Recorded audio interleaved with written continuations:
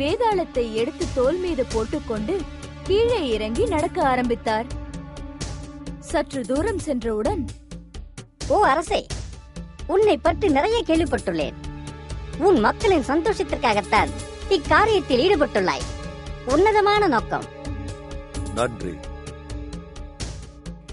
நீ ஒன்றை நினைவில் வைத்துக் கொள்ள வேண்டும். என்ன அது? நீண்ட தூரம் நடக்க வேண்டும். இப்பயணம் கடினமாகவும் களைப்பாகவும் இருக்கும். களைப்பு தெரியாமல் இருக்க நான் கதை ஒன்று கூறுவேன். சரி. கதையின் முடிவில் கேள்வி ஒன்றை கேட்பேன். அதற்கு நீ சரியான பதில் கூற வேண்டும்.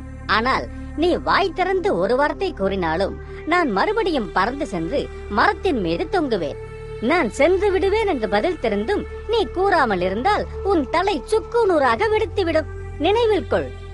விக்ரமாதித்தன் சரி என்று தலையாட்ட வேதாளம் கதை கூற ஆரம்பித்தது.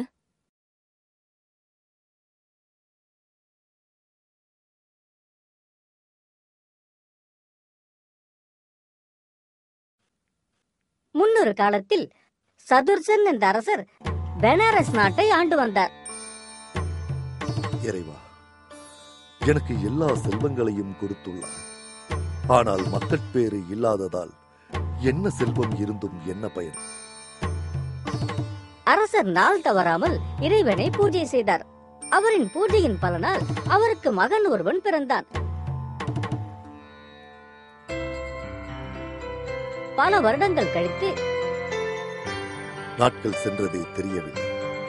என் மகன் அறிவும் வீரமும் நிரம்பிய அழகிய வாலிபனாக வளர்ந்துவிட்டான். அரசவையின் சலவை தொழிலாளியாக வேலை பார்த்த அமித் என்பவன் ரோஹித்திற்கு மிக நெருங்கிய நண்பன்.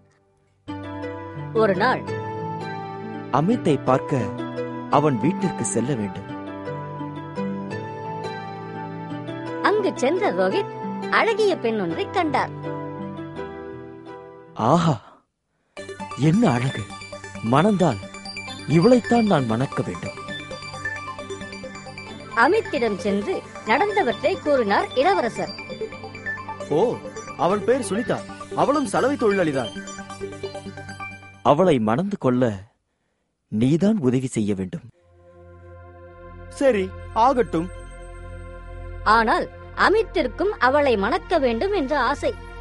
தன் நண்பனுக்காக தனது ஆசையை அடக்கிக் கொண்டான். ஒரு நாள் அமித் அரண்மனைக்கு சென்றான். அரசே, இளவரசர் ரோஹித்திற்கு சுனிதா என்ற பெண்ணை மணக்க வேண்டும் என்று ஆசை. அதை தாங்கள் தான் நிறைவேற்ற வேண்டும். என் மகனுக்காக நான் எதை வேண்டுமானாலும் செய்வேன். திருமணத்திற்கு நான் ஏற்பாடு செய்கிறேன். அதே சமயம் காளி கோயில் ஒன்றில், தாயே, நான் சுனிதாவை மணந்தால் அடுத்து வரும் பௌர்ணமி அன்று என் தலையை உனக்கு காணிக்கையாக தருகிறேன். சில நாட்கள் கழித்து ரோஹித்திற்கும் சுனிதாவிற்கும் திருமணம் நடைபெற்றது. இருவரும் மகிழ்ச்சியாக வாழ்க்கையை தொடங்கினர். பௌர்ணமி வந்தது. சுனிதா, அமித், இருவரும் என்னுடன் வாருங்கள். காளி கோவிலுக்கு சென்று வருவோம்.